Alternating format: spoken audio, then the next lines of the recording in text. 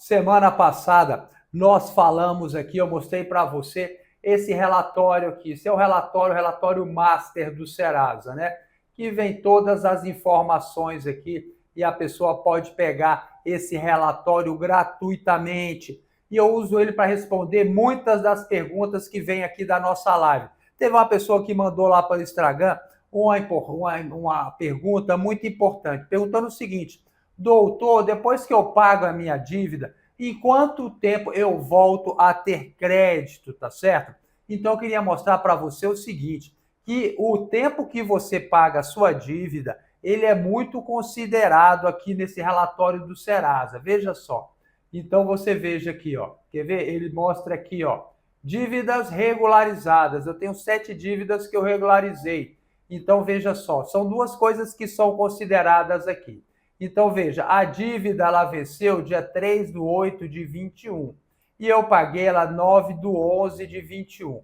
Então, tem um prazo aqui bastante grande aqui, do mês 8 para o mês 11, 8, 9, 10, 11, 3 meses. 3 meses não é nada de outro mundo, né? Então, é o prazo que eu usei esse prazo para pagar essa dívida aqui. Então, isso é considerado para conceder a sua dívida, o seu crédito novamente. Por quê? Porque às vezes a pessoa esquece de pagar a dívida, ela vem parar aqui no Serasa, isso é normal, todo mundo acontece com todo mundo, mas assim que você se notou isso daí, você foi lá e pagou. Então, quanto tempo mais você permanece com dívida no Serasa, mais tempo você vai ficar sem crédito, tá certo? Porque esse tempo ele é considerado, tá? E além do que é o seguinte, ele também quando você paga a sua dívida, é muito comum o score de crédito, inclusive, cair um pouco, sabe? Por quê? Porque o Serasa, você pagou a sua dívida, ele diminui o seu score para te colocar em observação. É como você tivesse assim num estágio probatório, você tem que provar que você está novamente apto a ter crédito, né? Porque eles pensam o quê? Eles pensam, olha, às vezes a pessoa limpa o nome para dar um tombo maior. Então vamos deixar ele um tempinho aqui, sem crédito, com crédito reduzido, depois nós vamos aumentando o crédito para ver como a pessoa se comporta. Por quê? Porque crédito é confiança, amigo. Crédito é confiança. Pode ter certeza disso. Então, depois que você paga a sua dívida, demora um tempo mais para você ter crédito, tá? E agora, demora muito mais tempo para quem não faz uma análise completa do CPF dela. Porque sempre quando você paga as suas dívidas, é comum dever, não precisa ter vergonha disso, não é crime, tá certo? Aí você tem que fazer o quê? Você tem que fazer uma análise completa do seu CPF para identificar todas as pendências que restaram, que estão prejudicando o seu crédito.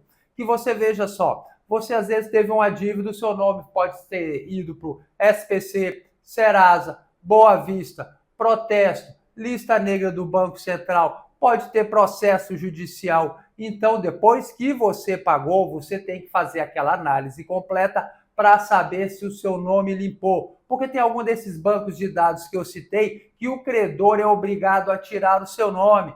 Tem outros que é você que vai tirar o seu nome. Por exemplo, o protesto. Quando você tem um protesto, você que tem que resolver isso daí. E tem outros que nem o banco não tira, né? Por exemplo, é a lista negra do Banco Central. O banco deveria tirar o seu nome de lá, mas muitas das vezes ele não tira, deixa o seu nome lá, então você que tem que dar uma olhada para tomar as devidas providências, tá certo? Isso é importante para o seu crédito, então depois que você paga a sua dívida, você tem que ter ciência que você vai ficar um tempinho sem crédito, com crédito reduzido, e enquanto esse tempo ocorre, você deve correr atrás da lista negra do Banco Central, dar uma olhada lá e melhorar também o seu relacionamento bancário, melhorar o seu relacionamento com as bases de dados, tá certo? Como é que você faz isso? Atualizando os seus dados, vendo o cadastro positivo, vendo a lista de passagem, enfim, dando aquela geral no seu CPF para você poder voltar a ter crédito, né? Crédito é muito bom e todo mundo aqui vai voltar a ter crédito. Vai ou não vai? Como é que é? O pessoal está animado, o pessoal tem problema de crédito, o pessoal já chegou aqui, olha, um monte de gente chegando, legal demais. Então vamos lá, respondendo aqui o pessoal, né? Olha aí, o Silvio deixou uma pergunta muito bacana. Veja só.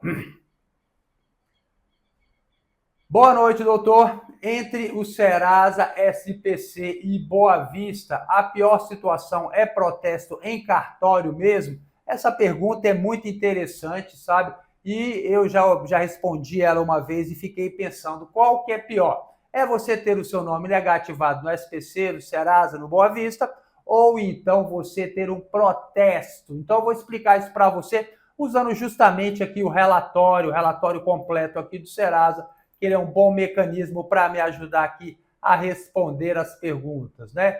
Então, veja só, se você tem uma negativação, por exemplo, dívidas, né? Você tem dívidas pendentes, aparece aqui, isso aqui, o relatório do Serasa aparece aqui. Dívida pendente no Serasa aparece aqui.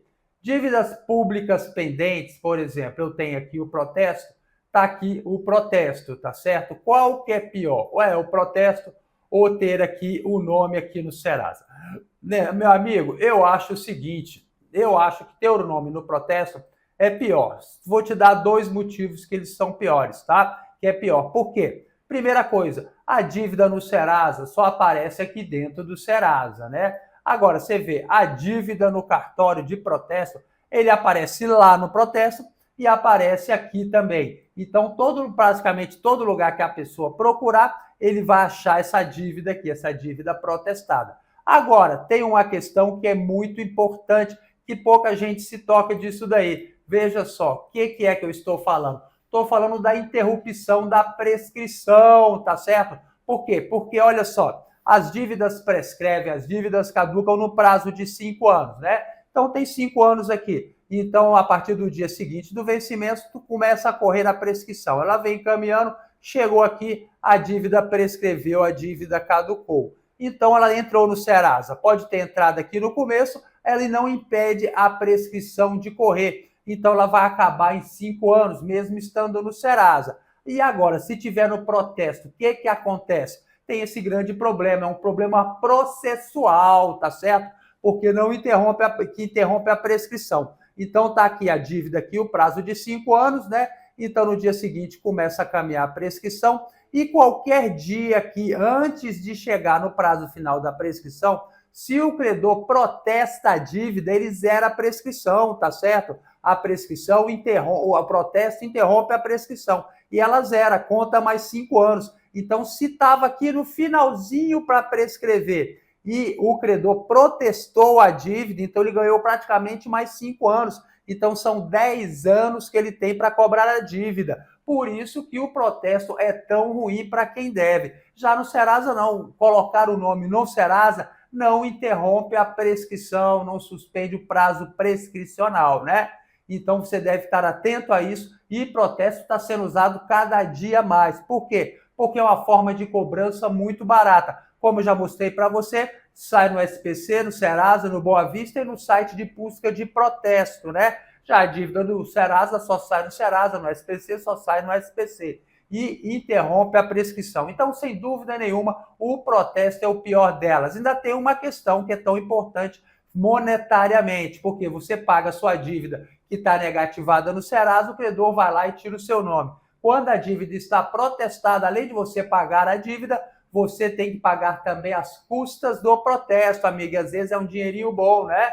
Então, isso tudo você tem que considerar. E informação de qualidade você encontra aqui, é ou não é? Então, se inscreva aqui no nosso canal, amigo. Não perca a oportunidade. Então, vamos lá.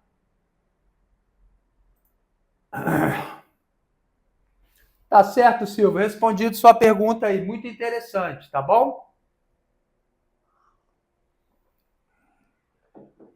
Tá aqui, ó, Irã Felipe. Boa noite, doutor. Como vai? Tudo bem, Irã? E com você? Muito frio aqui em São Paulo. Esfriou hoje. Doutor, contratei um advogado na época que pagava 15%.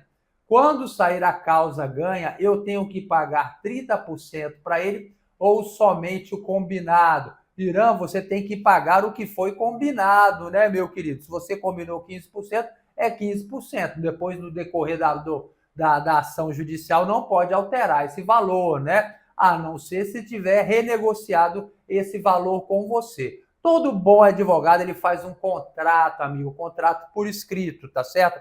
Eu sempre faço contrato com os meus clientes, porque aí não tem o que se discutir. Tá no contrato, né? Porque também o advogado apanha bastante. Aí depois vem, doutor, você disse que era isso, disse que era aquilo. Não, agora tem no contrato, tá lá o contrato, né? Então a gente tem que estar atento a isso daí. Boa noite, nobre professor. Se o banco fez uma falcatrua com alguém referente a salários anos atrás e a pessoa só descobriu recentemente, é possível entrar com ação judicial ou existe a prescrição? Aí depende, Vera, depende do tipo de coisa que ele fez lá, tá? E do tipo de ação que você quer entrar, civil ou criminal. A criminal só prescreve aí depois do seu conhecimento. Se ninguém sabe daquele crime, né? Não pode ficar assim, né? E agora, a cível depende muito, tem que analisar cada caso, tá certo? Então você tem que ver isso daí e ver também se vale a pena entrar com ação judicial contra o banco. Processar banco, Vera, nunca é um bom negócio, né? Parece até que eu jogo contra as pessoas, mas eu não jogo, eu jogo a real aqui para você, tá certo? Eu poderia aqui estar vendendo aqui aquele blindagem de CPF que eles falam que é uma maravilha, né? Resolve todos os seus problemas. Eu não faço isso por quê? Porque depois você vai se acabar financeiramente, né? E eu não estou aqui para te prejudicar. Não é só ganhar dinheiro que eu quero. Eu quero ganhar dinheiro? Quero. E ganho dinheiro vendendo curso, ganho dinheiro dando consulta, ganho dinheiro de diversas formas, mas eu quero o meu dinheiro e quero que você ganhe também. Não adianta nada eu ganhar um dinheiro e depois acabar com a sua vida financeira, não é verdade? Então vamos seguindo aqui com a nossa live. Doutor, o Antônio Neto, boa noite, doutor. Tem um processo de mais de 18 anos com o Banco do Nordeste. Esse processo já caducou ou posso ser cobrado ainda? Antônio, eu não sei, a gente não tem como dizer se um processo já prescreveu, se já aconteceu a prescrição intercorrente dentro desse processo aí. Somente pegando o processo e olhando, tá certo? Mas olha só, 18 anos é muito tempo, tá certo? Então, muito provavelmente existe uma forte probabilidade aí que já tenha acontecido alguma prescrição aí. O que é que você vai fazer, Antônio? Primeiro, você vai pegar a certidão para saber se você ainda está sendo processado, né? Se esse processo ainda está aí ativo. Pode ser que ele já esteja arquivado, tá? Aí você tem que constituir um advogado para dar uma olhada para você, saber o motivo do arquivamento, tá certo? Então, busque aí um advogado para dar uma olhadinha para você. Mas o primeiro passo sempre é pegar a certidão para saber o que está acontecendo, não é verdade? Boa noite, Márcia Moreira, Fabiana querida, boa noite, Poliana Medeiros, Maria de Jesus, boa noite, Edmundo Tenório, boa noite, doutor de Olímpia, Olinda, Pernambuco, Elinda, é a Veneza brasileira, né? Bela Olinda. Maria de Jesus Freitas Silva, são imagens ótimas. Obrigado, Maria, ajudou bastante. Gabriel Felipe, o que é uma dívida protestada? Sou de Minas Gerais, Betim. Olha só a pergunta dessa do Gabriel, o que é uma dívida protestada, né? Tem gente que sabe, tem gente que está mais avançada, tem gente que está começando a entender esse mercado agora. Então, vou explicar aqui para o Gabriel o que é uma dívida protestada. O que acontece, Gabriel? Às vezes você faz uma dívida com alguém, tá certo? E você assinou um contrato, você deu um cheque, tem uma nota promissória, enfim, tem um título de crédito, tá certo? E quando você não paga essa dívida, o credor leva esse título de crédito para protestar. Presta muita atenção que eu não disse para você que boleto bancário é título de crédito. Boleto não é título de crédito e boleto não pode ser protestado. Presta muita atenção nisso, tá certo? O que se protesta geralmente é o contrato, né? O contrato ou então o título de crédito, que é um cheque, né? Então, o credor, ele leva lá o cheque, a nota promissória, o contrato para protestar. Então, ele leva lá para o cartório de protesto. Então, o protesto, ele entra em contato com o devedor, informando que chegou um título lá para ser protestado e dá um prazo que, de modo geral, é de 3 dias para o devedor ir lá pagar a dívida, tá certo? Então, se você vai lá e paga a dívida, deu tudo certo, tudo beleza. Se você não pagou, sua dívida vai ser protestada, tá certo? Vai ser incluída no cadastro de protesto. É uma lista de inadimplentes. Qual é a primeira consequência de um protesto? é acabar com o seu crédito, porque o protesto é acessável, qualquer um pode acessar pela internet gratuitamente e saber se você tem algum protesto. E pode ver também pela internet aí, pelo Serasa, sai no Serasa, sai também no SPC, enfim, aparece em tudo quanto é lugar. Então, se você pagou a dívida, seu nome limpa. Se você não pagou, ele fica protestado até você ir lá e pagar a dívida, tá certo? O protesto não impede a prescrição da dívida. Como eu já expliquei para você, ele zera o prazo e depois começa a contar novamente, tá certo? Mas veja só, e depois que contou, vamos supor, um prazo máximo de 10 anos, o que acontece? O protesto continua lá, ele não sai da lista de protesto. Por quê? Porque o cadastro de protesto não se submete ao Código de Defesa do Consumidor. Portanto, é diferente do SPC, do Serasa, do Boa Vista. Porque no SPC, do Serasa, do Boa Vista, quando você paga a dívida, o próprio credor é obrigado a ir lá e tirar o seu nome do protesto, tá bom, ô Edmundo? Espero que você tenha entendido aí. Não foi o Gabriel que perguntou isso daí. Espero que você tenha entendido, tá bom? Beleza.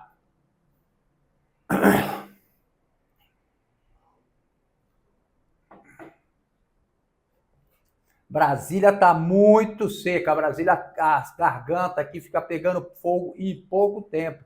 Umidade baixíssima, sabe? Não chove aqui há bastante tempo. E levanta um poeirão. Vamos lá, Gidásio, ele fala de Senhor do Bonfim, Bahia. Catarina Silva, boa noite, doutor. Uma dúvida, como funciona uma revisional? Contratei uma empresa, até agora não tem negociação. Paguei para fazer a perícia técnica e até agora nada.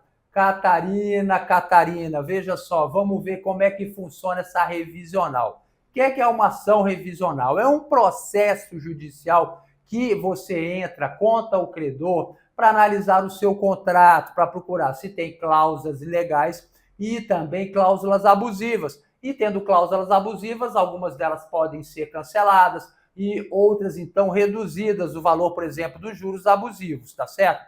Então, pode-se diminuir o valor dos juros abusivos. Por isso que se faz perícia. Mas veja só, a primeira coisa que você tem que saber, Catarina, que empresa não entra com ação judicial. O único que pode entrar com um processo judicial no Brasil é advogado, tá certo? Então, essas empresas que falam que nós vamos entrar com uma ação revisional, muitas delas estão enganando o consumidor. Enganando por quê? Porque fala que vai entrar com uma ação revisional, mas na verdade não entra com nada. O que é a única coisa que eles fazem? Eles simplesmente vão renegociar a sua dívida administrativamente. Procura o credor e fala que vai renegociar a dívida lá para você e tenta renegociar a dívida. Então isso é muito perigoso para você, principalmente se eles falam para parar de pagar a sua dívida. Isso acontece muito com carro, não é verdade? Então você deve um carro, tem aquelas propagandas que aparecem aí, nós vamos diminuir em 50% a sua prestação. Isso quando você ouve, você já pode desconfiar que é mentira. Por quê? Porque ninguém pode prometer que vai diminuir 50% a sua prestação sem nem ao menos ler o contrato. Porque pode ser que o contrato esteja tudo certinho, tá?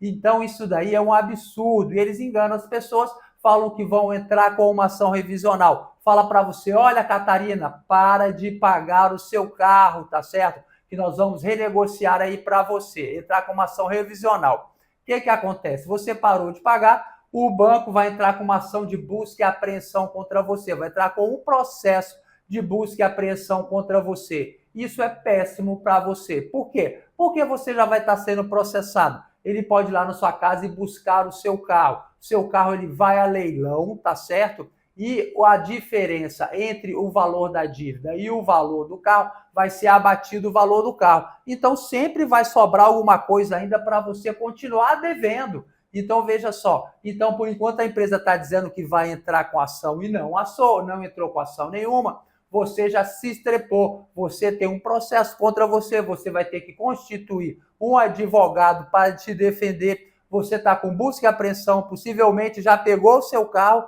e você agora vai continuar com uma dívida, que é a diferença entre o valor do carro e o valor da dívida, né? Então, o valor da dívida sempre vai ser maior que o valor do carro, tá? Por quê? Porque a dívida é o valor do carro, mais todos os ônus, né? Todos os juros, correção monetária. Então, sempre você vai ficar devendo. Então, você veja a sua situação, tá? Então, o que eu aconselho, se você quiser questionar os juros de um contrato, para ver a sua situação. Você quer entrar com uma ação judicial? Entre. Não estou dizendo que você não deve entrar. Entre com a ação. Procure o quê? Procure um advogado. Advogado. Advogado não usa nome fantasia, tá certo? Ele não usa esses nomes assessoria, esses nomes esquisitos. Escritório de advocacia é o nome do advogado, tá certo? Tipo Ricardo Reis e advogados associados, tá? Então você deve estar atento a isso. Outra coisa, não pare de pagar a sua dívida. Isso não influencia em nada a sua dívida, tá? E se você ganhou lá no final, você vai ter o direito de receber o seu valor atualizado monetariamente. Então eles falam para parar de pagar a dívida, para quê? Para forçar um acordo com o banco, tá? Porque você parou de pagar a dívida, então o banco vai te procurar e eles vão entrar no caminho renegociando. Muitos deles não propõem nenhum tipo de ação judicial. Então fique muito atento a isso daí, porque você pode se dar mal. O processo desse dura muito tempo e vai prejudicar muito o seu crédito, a sua vida pessoal e possivelmente você vai perder seu carro, porque se estava ruim com o carro, vai ficar pior ainda sem o carro, tá certo? Então, não se deixe enganar. Então, vamos lá.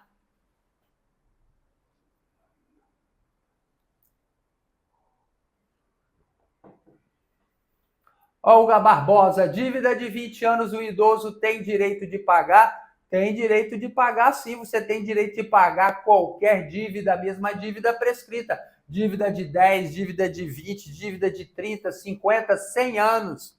Não é verdade? Então, você tem o direito de pagar aquela dívida. E o credor também quer receber. Ele tem o direito de receber. A dívida, mesmo estando prescrita, o credor pode receber. Por quê? Porque você pode renunciar à prescrição, é um direito seu. A prescrição é um direito e você pode renunciar a esse direito. Pode simplesmente falar, olha, eu não quero gozar desse direito de prescrição e quero pagar a minha dívida. Então, se você está nessa situação, se você pagar a dívida, você pagou o bem e não tem o que reclamar, tá certo? Então, você tem que estar muito atento a isso. Em que pese que eu acho que a Olga queria perguntar o contrário, né? Se o idoso tem o direito de parar de pagar a dívida. Não, ninguém tem esse direito. Não interessa se a pessoa é idosa, né? Porque senão ninguém pagava mais dívida no Brasil. Você enrolando até ficar idoso, depois idoso, 65 anos, idoso é muito novo ainda. Eu já estou ficando idoso, aí parava de pagar a dívida. Então, assim não dá, tá bom? Então vamos lá, Marene Silva, boa noite, doutor. Marilene Francisca da Silva, de São Francisco do Conde, Bahia. Bahia maravilhosa, tive aí agora em Salvador, maravilhoso. Alex, olá, Fabiana Gonzaga, boa noite. Hunter, olha aí, o Hunter, o caçador da noite, boa noite, Hunter. Maria de Jesus Freitas, doutor, agradeço suas lives, que bom, Maria. Fico muito feliz aqui trazendo pouco conhecimento que eu tenho para as pessoas que às vezes têm menos conhecimento, né? Amanda Almeida, fiquei devendo de 22 a 23, já fiz renegociação, mas esse período ficou vencido lá no registrato do Bacen. Disse que não pode retirar porque é um histórico. Procede? Procede sim, Amanda. É uma dúvida muito comum das pessoas. O que acontece? Você tinha uma dívida lá no Bacen, então joga na coluna prejuízo. Vou explicar para vocês todos aqui, usando aqui a lista negra mesmo, porque fica mais fácil, né? Então veja só, vou explicar aqui para vocês como é que funciona. Então o que acontece aqui? A pessoa paga a dívida, como é que fica? Então vamos supor, esse aqui é o relatório lá do Banco Central, esse é um relatório antigo que eu peguei aqui na correria, é o SCR, ele mudou um pouquinho a aparência dele, mas de qualquer forma vai dar para explicar direitinho. Então veja só, tem aqui as colunas AVC, vencido e prejuízo, né? Então veja só, aqui você tem esses valores aqui lançados aqui no AVC, tá tudo certinho, a pessoa tá lá usou aquele crédito e está pagando direitinho, então ele fica aqui nessa coluna. Essa coluna está tranquila, tá? Aí depois acontece o quê? Acontece que depois, ó, tem essa coluna vencido, a pessoa não pagou uma dívida. Então ela veio aqui, ó, para o vencido, tá certo?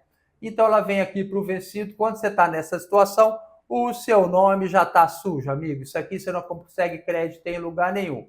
E no prazo máximo de 1 ano, ela vem para cá, ó, para o prejuízo, tá? Então ela vem para cá, para a coluna prejuízo. Veja só, aqui a coluna prejuízo. O que é que acontece quando o seu nome vai para a coluna prejuízo? A primeira coisa que acontece é você não ter crédito em lugar nenhum, né? Corta o seu crédito geral. Aí você veio e pagou a dívida, tá? Então, quando você paga essa dívida, ela não pode mais acontecer. Por exemplo, essa dívida é do Banco Pan. Vamos ver se ela vai aqui se repetir. Então, ó, não se repetiu mais, né? Pelo menos até esse momento aqui. Então, quando você paga essa dívida, você pagou aqui, vamos supor que aqui já terminava aqui, você pagou, então nos meses seguintes ela não pode se repetir aqui embaixo, porque você pagou a sua dívida, tá? E aquela dívida que ficou para cima, isso daqui, quando você paga, desaparece? Não, não desaparece, tá? Ele permanece aqui. Por quê? Porque é o seu histórico de dívidas, tá certo? Esse histórico ele permanece sim. Ele só é retirado quando você não reconhece essa dívida. Por exemplo, foi vítima aí de um estelionatário, ou então o banco errou, o banco veio aqui e jogou um valor que você não devia. Enfim, esse tipo de coisa. Aí sim ele tem que tirar. Permanece aqui e prejudica o seu score de crédito aqui, prejudica o seu rate bancário? Sim, prejudica sim. Mas tem o seguinte, quanto mais o tempo vai passando, vai perdendo a relevância, tá certo? Ele vai perdendo a relevância e também o seguinte, isso daí vai mostrando que você pagou a sua dívida. Então ele vai perdendo a relevância e os bancos só conseguem olhar em 2 anos para trás. Então depois de 2 anos a coisa acabou, tá certo? Mas isso não é exclusividade da lista negra do Banco Central, não. Que você vê, eu já mostrei para você aqui, quando você tem as dívidas regularizadas aqui no Serasa. É a mesma situação, ó, dívida que eu já paguei, ela consta aqui no Serasa. E olha só de quando ela é, de 2021. Aqui também consta, isso aqui é seu histórico, isso aqui é usado para avaliar o seu crédito, tá? Então você veja que não é uma exclusividade lá da lista negra do Banco Central. O Serasa também faz isso, tá certo? Isso é avaliado para o seu score de crédito. É o seu compromisso com as dívidas. É um dos 4 pilares do score de crédito, tá bom? Então vamos aí prosseguindo aqui com a nossa live.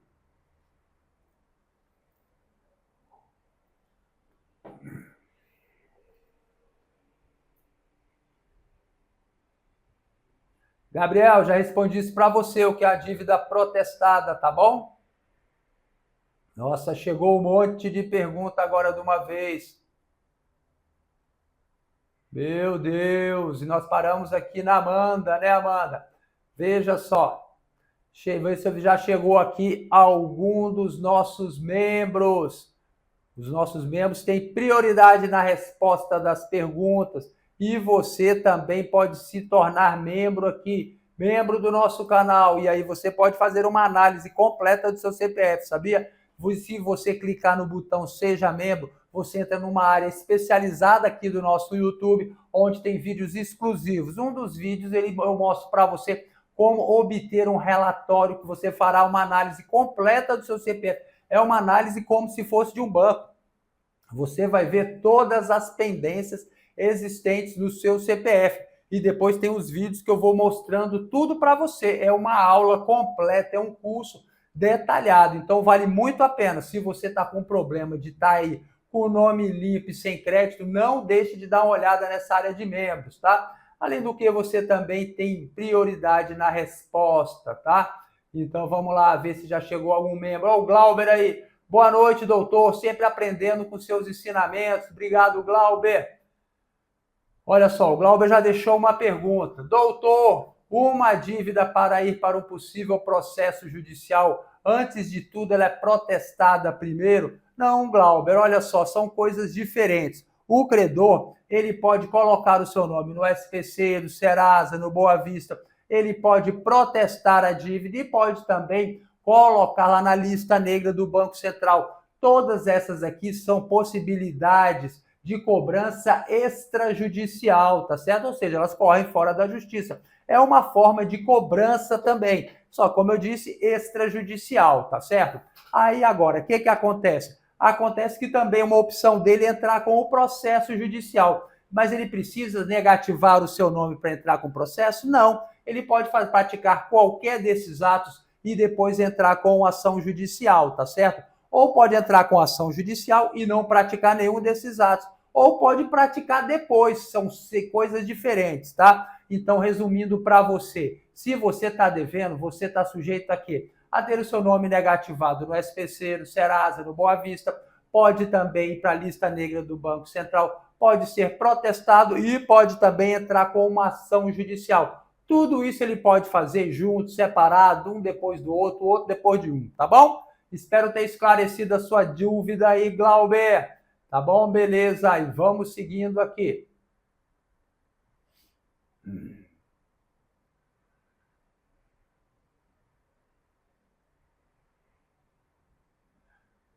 MM, não fica repetindo pergunta não, porque você me atrapalha, tá certo? Você está me atrapalhando aqui.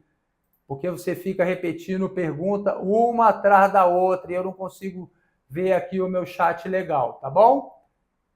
Então você não faz isso não, faz isso não. Porque você atrapalha a minha live, meu querido, tá bom? Então vamos lá, vamos lá.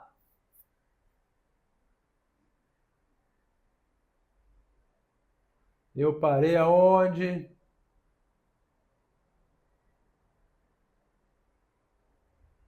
Doutor, cheque de terceiro pode ser cobrado? Não entendi sua pergunta. O que é isso? Cheque de terceiro, como assim? Não entendi sua pergunta não, tá? Se eu devo para um banco há muitos anos, uns 20 anos, era cheque especial, o banco fechou e nunca me cobraram, o que acontece? Comeu bola, já era, a dívida já prescreveu, muito provavelmente, né? Se você quiser saber se você tem um cheque sem fundo, o que você vai fazer? Você vai consultar lá no registrato, lá, o cadastro lá de emitente de cheque sem fundo, vê lá se tem algum registro. Se não tiver, querida, não está nem atrapalhando o seu crédito mais, tá? O Serasa começou a cobrar há uns anos, né? Isso daí, ele cobra mesmo, o Serasa, principalmente quando vê que a dívida está prescrevendo, né? O que é uma dívida protestada? Eu já respondi isso daí, tá bom, ô Gabriel? Sou de Catarina Pedro Antônio de Periri. Vamos lá, meu score é 690, então, tá, score tá baixo. Esse score aí, você muito possivelmente tem alguma pendência que você desconhece, tá certo? Fiquei devendo já renegociação, então já respondi essa pergunta aqui. Gustavo, boa noite, doutor. Eu tenho uma dívida de 2014 no banco. Já caducou, já prescreveu? Sim, já prescreveu essa dívida, sim, tá certo? Dívida bancária, ela prescreve, ela caduca no prazo de 5 anos, tá certo? Então, se ele não protestou a dívida já prescreveu. Então, olhe lá, veja, pega o relatório do Serasa que vai mostrar para você se tem protesto, tá certo? Isso, a dívida também está negativada. E vamos lá. Como diminuir parcela do consignado sem margem de crédito pessoal debitado em conta? Fico praticamente sem salário pelos descontos em folha e pelo débito em folha. Doutor, um abraço. Gustavo quer saber como ele pode diminuir a parcela do consignado. Isso é bem difícil, Gustavo. O que você pode entrar? Pode entrar com uma ação de superendividamento, tá certo? É um tipo de uma... As ideias do superendividamento estão aflorando novamente, tá? Por quê? Porque o superendividamento ele foi uma questão que foi muito importante aí há um ano e pouco atrás, quando entrou em vigor essa lei, mas depois descaracterizaram essa lei, mas ela está ganhando força novamente, tá? Então a única coisa que você pode fazer é entrar com uma ação de superendividamento e renegociar essas dívidas. Porque se você for procurar os credores para renegociar, primeiro, eles não vão renegociar a dívida, porque se você está pagando, amigo, principalmente o consignado, ele não vai renegociar a dívida com você. Segundo, quando eles renegociam, eles fazem o quê? Eles simplesmente esticam a dívida, né? Ou seja, ficou pior ainda para você. Você vai ficar mais tempo devendo, né? Então, isso daí é bem difícil. Só resta aí a ação de superendividamento. E se você quer entrar com essa ação de superendividamento aí, não procure essas empresas que faz aí propaganda no Datena na televisão, não. Procure um advogado, tá? Vamos lá. Mac Mendonça, boa noite, doutor. A respeito do nome vazado no Serasa, quem tem direito a receber? Ô, Mac, isso daí é uma coisa complicada, né? Quem pode receber esse dinheiro que vazou no Serasa? Então, amigo, isso daí agora todo mundo quer ganhar um dinheirinho, não é? Isso que é 30 mil reais. Amigo, entenda uma coisa. Houve uma decisão num processo que disse isso, tá certo? Mas essa decisão, esse processo não transitou em julgado. Ou seja, esse processo ainda não acabou. Então, pode ser que um dia você receba esse dinheiro? Pode ser que sim, amigo. Mas eu vou dizer para você com toda a sinceridade do mundo, esse processo tem que acabar primeiro para depois você fazer valer esse direito. E vai demorar muitos anos para esse processo acabar. É muito dinheiro envolvido e então isso daí pode ser que dure décadas, tá certo? Décadas sem acabar. E lá na frente, o dia que acabar, você vai ficar sabendo pela mídia e pelos outros canais aqui no YouTube, por mim, que já está na hora de você receber o seu dinheiro, tá certo? Então você, por favor, não faça nenhuma parte dessas associações que estão prometendo que você vai receber o dinheiro na frente de todo mundo, que o dinheiro vai estar disponível e amanhã para você, tá? Não caia nessa, não existe nada certo até agora. Só existe uma condenação contra o Serasa que ela pode não ser confirmada nas instâncias superiores, tá bom? E agora também teve o Facebook que foi condenado a pagar também uma fortuna para cada um. Tá aí mais um golpezinho que vai ser usado também. A ação é verdadeira, a sentença existe, só que você não sabe quando você vai receber. Então não queira furar os olhos dos outros e passar na frente, tá bom? Aguarde para ser avisado. Maria Lúcia, boa noite, doutor. Angélica, doutor, devo no BB 4 mil de CDC, 1.000 de cartão, 500 de cheque especial.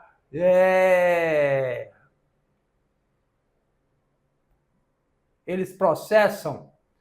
Olha, Angélica, por 4 mil reais eu acho bem difícil o Banco do Brasil entrar com um processo judicial, tá? Falando sério para você aqui. Agora, você também está falando aqui da dívida no começo da dívida, né? Isso vira uma bola de neve. Pode ser que seja processada? Pode ser que sim. Eu acho meio difícil processar por 4 mil reais, por 1.000, por 500, tá bom? Sou de Santa Catarina, cheque de terceiro pode ser cobrado, já respondi essa daí. Boa noite.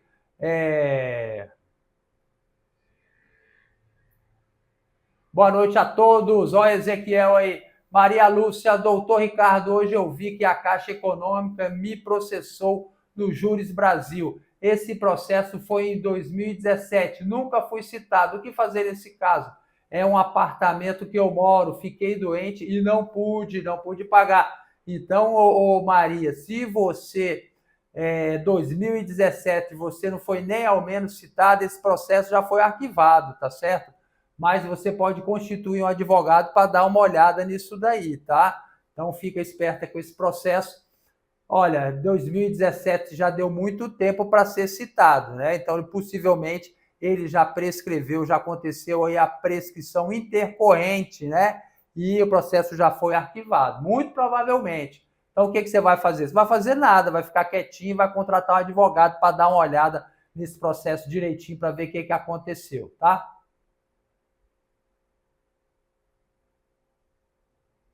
Protesto não prescreve, doutor? Vanessa, prescreve sim, tá certo?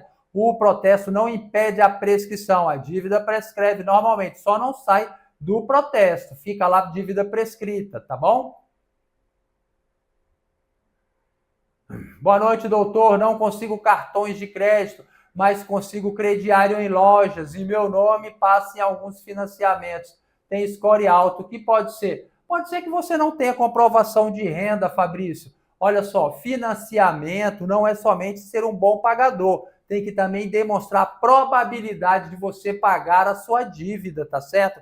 Não adianta simplesmente falar, eu pago direitinho, mas você pode não ter condições de pagar essa dívida. Então, é mais uma questão também de você trabalhar seu rate bancário. Você tem que fazer o quê? Primeiro, você tem que ter um bom cadastro no banco, você tem que ter uma boa movimentação. O banco tem que ver que você tem dinheiro, amigo, e eles conseguem perceber isso, tá certo? Então você tem que ir trabalhando isso com o tempo, você pode conseguir mostrar isso daí. Você pode fazer um bom cadastro no seu banco, se você estiver trabalhando direitinho, carteira assinada, tiver também um contra-cheque, leva tudo no branco, conversa lá com o pessoal, mostra esses documentos, tá certo? Porque senão você não consegue mesmo. Recados do céu, olha aí que maravilha, chegou um recado do céu para mim. Tenho um financiamento de um veículo vencido há 10 anos, porém não tenho como vender o veículo, pois não tenho documento de quitação. O que fazer? Olha, você pode entrar às vezes com uma ação de uso capião, tá certo? Você já tem 10 anos aí. Existe uma probabilidade de você conseguir ficar, ser dona desse carro aí, entrando com uma ação de uso capião, tá bom? E Gabriel Felipe, boa noite. Se eu pagar o protesto, minha dívida continua no protesto. Gabriel, eu já falei bastante sobre o protesto. Dá uma olhadinha lá no protesto, tá certo? Então vamos lá, vamos lá.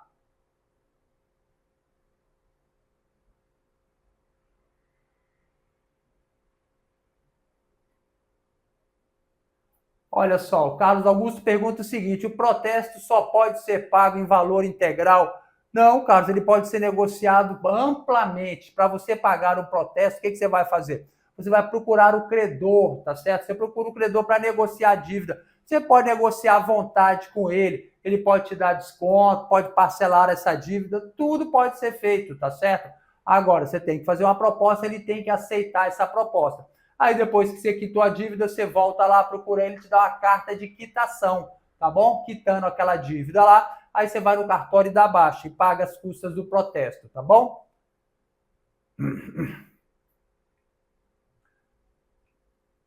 Vamos lá, Ezequiel, qual é o melhor caminho para a renegociação de dívida de cartão de crédito, né? Dívida de cartão de crédito é um problema, né? Olha só, então vamos lá começando do começo, para você entender como é que as pessoas, de modo geral, se atrapalham muito de cartão de crédito, né? Como é que começa uma dívida de cartão de crédito? Começa quando? Quando a pessoa já teve um descontrole, na verdade teve um descontrole e chegou a fatura lá do mês. E a pessoa, o que ela faz? Você, quando chega a fatura e você não tem dinheiro, você tem algumas possibilidades. Primeiro, não pagar nada. Você não paga nada, você já está inadimplente, então sua vida já começou a desandar na questão financeira. A segunda situação que você pode fazer é o quê? É rolar aquela dívida, pagar o mínimo, que mês que vem vai vir o boleto novamente, e você vai ter que quitar aquele boleto, né? Então é ruim porque, primeiro, você vai pagar uns juros altíssimos, e também quando voltar o boleto, você vai ver que fez diferença nenhuma você ter pago aquela dívida lá. Por quê? Porque é a mesma coisa, é muito dinheiro que você vai estar devendo do mesmo jeito, né? Então, depois que tem isso daí, você pode fazer, qual é a outra probabilidade? Que você pode fazer outra possibilidade. Você pode pegar aquela dívida lá e pedir o parcelamento daquela dívida. É a melhor situação. Por quê? Porque você vai pagando aquela dívida em suaves prestações, você vai pagar um juro alto, mas depois você vai conseguir o seu crédito novamente e você não vai se enrolar na dívida, tá? E agora, se você não tem nenhuma dessas, você pode também trocar a sua dívida, uma dívida alta por uma dívida mais baixa. Como assim, doutor? Você está devendo um cartão de crédito, você pode fazer um empréstimo consignado, que é um dos empréstimos mais baratos que tem, e quitar aquela dívida, tá certo?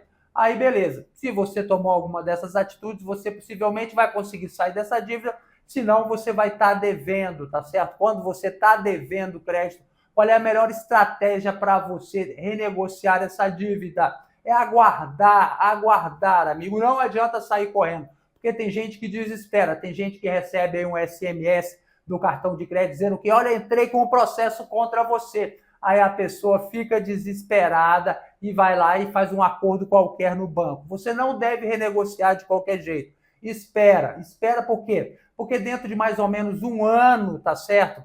Você vai ser procurada pelo banco para ele renegociar a dívida sua, tá? Por quê? Porque quando você sabe que a dívida vai lá para a lista negra do Banco Central, fica AVC, vencido e prejuízo. Depois de um ano que ela está no AVC, ela vai para o prejuízo. E no prejuízo, depois quando vira o ano, que o banco faz o balanço dele, ele jogou aquele valor que estava na coluna prejuízo dele, ele joga, ele abate no imposto de renda. Prejuízo se abate do imposto de renda, não é verdade? E também, às vezes, tinha seguro. Então, o banco você não está devendo aquilo tudo para o banco. Ainda tem a questão seguinte, quando você tem um cartão de crédito e não paga o banco pagou aquela pessoa que você usou de crédito, né? Então, veja só, ele tem uma provisão para devedores duvidosos. Então, ele tem que guardar um dinheiro para pagar o seu cartão, porque se não pagou, ele vai pagar. Então, você deve para o banco e o banco já gastou aquilo lá e pagou, ou seja, ele está com o prejuízo dele aumentado. Então, chegou a situação que ele quer simplesmente tirar o seu nome lá do prejuízo, para ele poder diminuir a provisão de devedores duvidosos que ele tem. Então, nesse momento, ele vai te procurar para fazer um acordo de cartão de crédito, tá? E aí, o que você vai fazer? Você já vai sair fazendo acordo? Não, amigo. Acordo não se faz acordo com o banco, tá certo? É muito melhor você esperar e juntar o dinheiro e pagar ele à vista. Mas, às vezes, também vem uma boa proposta, né? Uma boa proposta pode ser irrecusável. Mas veja só, o que acontece? Vamos supor aqui o seguinte, por exemplo, você devia 10 mil reais para o banco. Então ele foi lá e calculou e falou, Ricardão, você me devia R$1.000, hoje em dia sua dívida é 10 mil reais. Mas veja só, você é um cara legal lá do YouTube e eu vou fazer o seguinte para você. Eu vou fazer a sua dívida original de R$1.000. Olha só, a dívidazinha pequenininha de R$1.000. Para você que é meu chegado, vou fazer isso daí para você, tá? Então, o que acontece? Ele te chama para fazer um acordo por escrito. Você vai fazer um acordo, só que dentro desse acordo vai ter uma cláusula de confissão de dívida, que você vai confessar que deve 10 mil reais, mas foi feito um acordo e você vai pagar R$1.000, tá? Então, o que acontece? Se você pagar esse R$1.000, beleza, resolveu o problema, arrumou um bom acordo e pagou o acordo. Agora, se você não paga essa dívida, o banco já tem um título contra para você. Confissão de dívida é um título, ele manda executar essa dívida. Ou seja, ele entra na justiça e o juiz já manda pagar, não discute não, manda pagar. Por quê? Porque ele já tem um título contra você. E ele vai mandar pagar quanto? O valor maior, amigo, o valor de 10 mil que você confessou, tá certo? Então você deve tomar muito cuidado. O que eu quero deixar claro para você? Só faça acordo com o banco se você tiver total certeza que você vai pagar a dívida, tá certo? Por quê? Porque senão você vai se estrepar, você vai se dar mal, você vai aumentar a sua dívida, tá certo? E o terceiro ponto que você tem que observar é o seguinte, depois que você pagou a sua dívida, amigo, pagou a sua dívida com o banco, você deve ir lá olhar na lista negra do Banco Central, cadastro registrado. Por quê? Muito provavelmente o banco vai fazer o quê? Ele tem aqui, a dívida era 10 mil, você pagou 1.000. Então sobrou 9 mil reais, que ele vai fazer o quê? Ele vai jogar esse valor lá na coluna prejuízo da lista negra do Banco Central. Se você pagou a dívida, seu nome tem que limpar. Daquele dia em diante, essa dívida não pode aparecer mais. Se acaso ela aparecer, o que você vai fazer? Você vai procurar o juizado especial civil, juizado de pequenas causas, e vai entrar com um processo contra o banco. Porque com isso você consegue, 1, limpar o seu nome, 2, você consegue também dano moral, tá certo? Você pode ganhar uma ação de dano moral. O dano moral, nesse caso, não vai te deixar rico, tá certo? Vai ganhar algo em torno de 3 a 5 mil reais. Mas o mais importante, você consegue, que é limpar o seu nome para voltar a ter crédito, tá bom? Então fique muito atento a isso daí.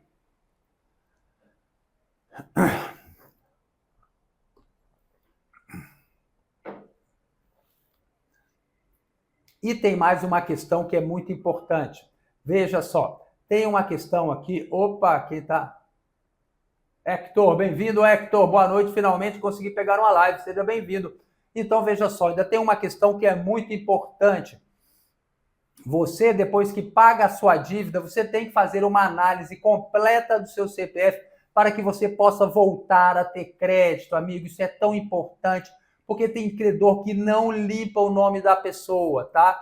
Por isso a gente tem um passo a passo aqui que a gente utiliza para fazer essa análise. Eu faço essa análise aqui dentro do meu escritório, tá? Faço com os meus clientes. Esse passo a passo aqui que eu desenvolvi para as pessoas que querem voltar a ter crédito. Como eu disse para você, o primeiro deles é esse aqui. É a lista negra do Banco Central. Você tem que dar uma olhada aqui, consultar e também tomar as devidas providências se você tiver uma pendência ilegal. O segundo passo qual é? É você acessar o maior cadastro restritivo de consumo, ver a sua situação e excluir as dívidas ilegais, tá certo? Saber se foram baixadas dívidas, se tem dívidas ilegais. Isso daqui aumenta o seu score de crédito, tá certo?